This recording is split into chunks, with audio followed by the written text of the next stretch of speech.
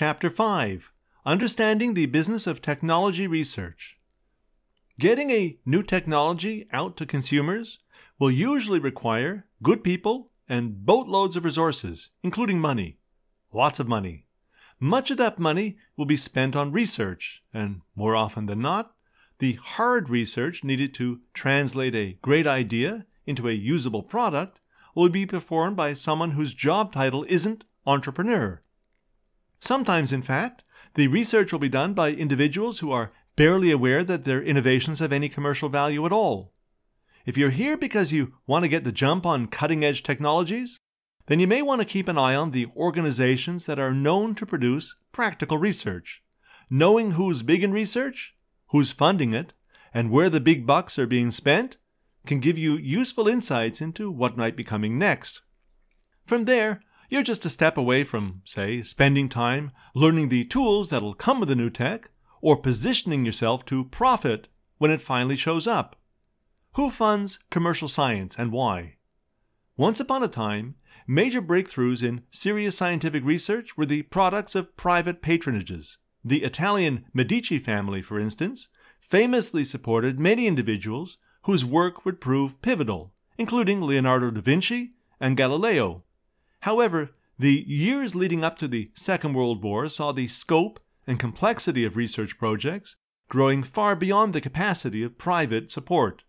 The war's dependence on unprecedented technological complexity, exemplified by the work of the Manhattan Project building the atom bomb, pushed more and more research under government charge.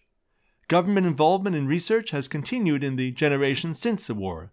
Still, it's been estimated that universities and governments are responsible for only 30% of research funding between them, with most of the rest provided by private industry. Let's see how that breaks down. Taxpayers. Democratic governments, of course, don't spend their own money, of which they traditionally have none. Their many programs and services are funded by revenues raised, one way or another, from their capital assets and from their populations. In modern nation-states, populations would mean those individuals and corporations who pay taxes. Public research and development can be performed within government agencies. According to the terms of some agency mandates, research results must immediately enter the public domain. But even those who retain rights to their research will often point their work towards businesses and institutions that can use it productively.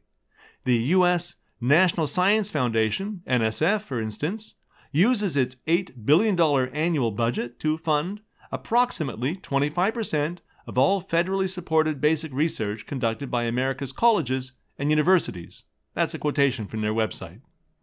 The National Institute of Standards and Technology, NIST, has a mandate to promote innovation and industrial competitiveness. One very important part of that mission is maintaining the National Vulnerability Database, NVD, which plays a foundational role in the management of the vulnerability assessment and detection systems protecting our IT infrastructure. The U.S. military's Defense Advanced Research Projects Agency, DARPA, collaborates with private and public sector partners to aid in the development of emerging technologies. Work in recent years has included research into robotics and autonomous vehicles, but you might be more familiar with a DARPA innovation from a few decades ago: the Internet. The National Institutes of Health, NIH, employs 6,000 research scientists across 27 research institutes and centers. Their mission is to seek fundamental knowledge about the nature and behavior of living systems and the application of that knowledge to enhance health, lengthen life, and reduce illness and disability. The complete list of U.S. government research agencies makes for quite a read. Take a look for yourself. Naturally, governments of other countries have their own research agencies. One example is Canada's National Research Council, NRC, which has evolved from its military technology origins through the two world wars to its current focus on partnerships with private and public sector technology companies. The NRC now divides its work into 4 business lines: strategic research and development, technical services, management of science and technology infrastructure, and the NRC Industrial Research Assistance Program, IRAP. As we mentioned when discussing the NSF, a significant proportion of taxpayer funds directed towards research and development are granted to public and private colleges and universities. But from the college perspective, how much academic R&D funding comes from government sources? A 2016 review of the 20 U.S. colleges that spent the most on R&D found that they each spent between $837,000 and $2.4 million, and that between approximately 47 to 87% of their total spending came from government sources of one sort or another. By contrast, businesses only provided between 2 and 22% of that funding. Private charitable funding. While we're on the subject of academic research, we shouldn't ignore a third source of funding, private endowments. Some, although not all, permanent endowments are targeted by their donors at research activities. Although the fund capital can't be spent each year, the income that capital generates can.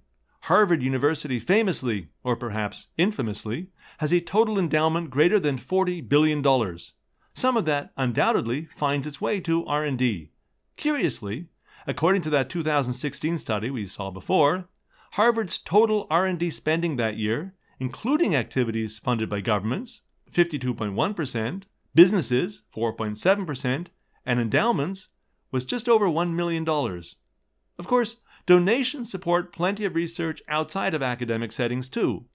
Most serious diseases have associated charitable foundations that exist to raise money for both victim care and medical research, and many thousands of registered nonprofits exist throughout the world supporting non-medical causes, including many involving technology-related research. Corporations. Technology-oriented companies have a strong interest in getting their hands on innovations before their competition. To improve their chances, many will run their own research labs in-house. For instance, the Bell Telephone Company and its successors, including American Telephone and Telegraph Company, AT&T, maintained the active and enormously creative Bell Labs. Bell Labs, under various names, was responsible for many innovations including the transistor, lasers, and the Unix operating system. Individual technologists at some companies are often sources of innovation. 3M, for instance, has what they call a 15% culture, where employees are allowed to use company time and space to pursue research based on their own ideas and interests. Over the years, the program has generated successful products for the company, including their sticky paper Post-its. In another example, Perry Spencer, working on radar for the U.S. defense contractor Raytheon, accidentally discovered that microwaves can cook food. It should be noted that not all corporate innovation is truly homegrown. A lot of it is actually funded indirectly through government money in the form of tax incentives or credits. Under such programs, companies may be permitted to use research-related spending, including salary expenses, to reduce the income taxes they would otherwise pay. Major fields of commercial technology research. Trying to grasp the full scope of technology development at this point in history is an unforgivable waste of time. There's serious innovation going on every minute of the day in every time zone through countless labs, office towers, warehouses, garages, basements, bedrooms, and of course, invisibly within creative people's minds. No one's keeping track of it all because it's not possible. Not to mention the fact that much of that innovation happens under a thick shroud of secrecy. But it's probably worth offering just a couple of examples to give you a feel for where to look. Quantum computing, and why we should care. A cousin of mine, with an advanced physics degree from Cambridge University, once tried to explain quantum mechanics to me. He failed, miserably. My poor old brain just couldn't absorb it. So don't expect any full, measured descriptions of the underlying science here. Instead, I'll try to show you how experimental compute technologies that depend on the physics might work, and what can be done with them. The super quick executive summary version of this is that computers powered by one quantum technology or other will work a lot faster than any of the superest of supercomputers we have now. So much faster, in fact, that they may be able to solve problems that would be simply unfeasible using traditional computers, an achievement known as quantum supremacy. This would mean that some long-held assumptions about the way software works will no longer apply. For instance, the reason the best encryption tools we currently use to protect sensitive data work is because it would take hundreds or even thousands of hours of high-performance compute time to successfully break the encryption key.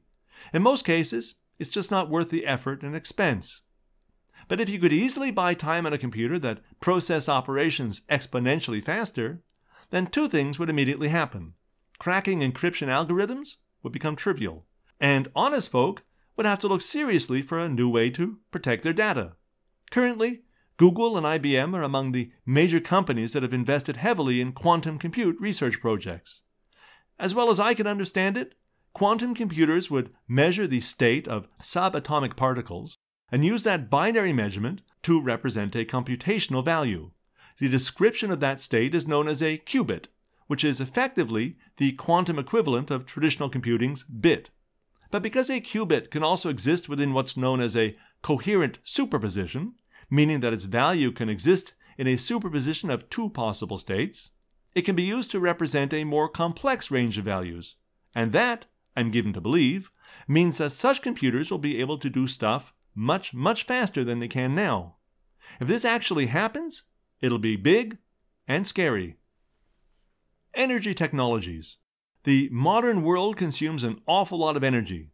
We're constantly moving about, controlling our indoor and in-transit climate conditions, exchanging information, and expecting that all the world's riches be delivered to our doorsteps by tomorrow. But those energy-thirsty activities come with costs, not the least of which from the emissions they leave behind. The search for reliable, steady, and affordable energy sources that can help us find a healthy balance between consumption and emissions is ongoing and unimaginably expensive. Small, modular nuclear reactors have been the focus of some serious developments in recent years.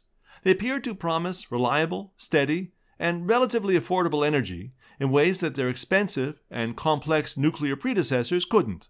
First and second generation reactors were overall reliable and steady, and they were clean, but their massive capital costs and large physical footprints made them more than a bit inflexible. The idea behind SMRs is that highly efficient reactors can be manufactured off-site and delivered on trucks, one module at a time, for on-site assembly. The design makes the per megawatt generation of power far cheaper and project completion much faster. And it allows the deployment of nuclear power to service smaller markets that previously couldn't consider it as a realistic option. As the name implies, SMRs are smaller than traditional reactors. They're designed to deliver between 50 and 300 megawatts of electricity each, compared with the 800 to 1200 megawatt outputs that were previously common.